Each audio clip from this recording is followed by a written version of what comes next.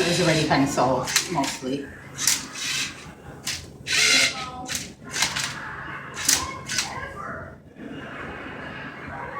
That's what I mean, sometimes it gets stuck. Okay.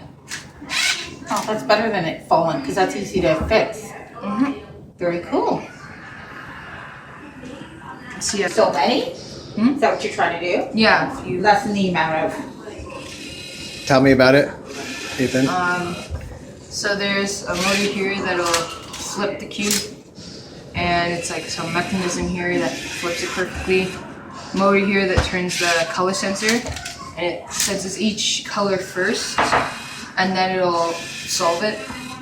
This will see if you have a cube there or not. Oh yeah, and there's a motor here to turn the whole cube, and the NXT brick is right here. So right now it's calculating what to do, depending on what color is where. So it's gonna flip each side till it gets everything it needs to know. And now it's gonna load up some of the algorithms.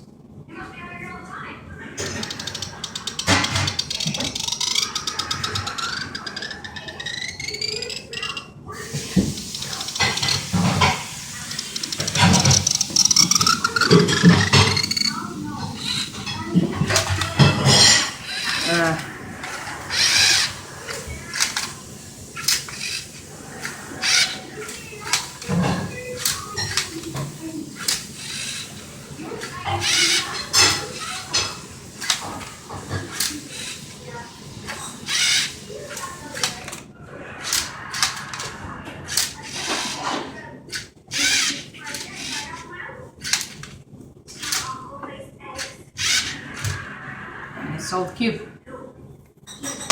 Very cool. And that's the Rubik cube solver.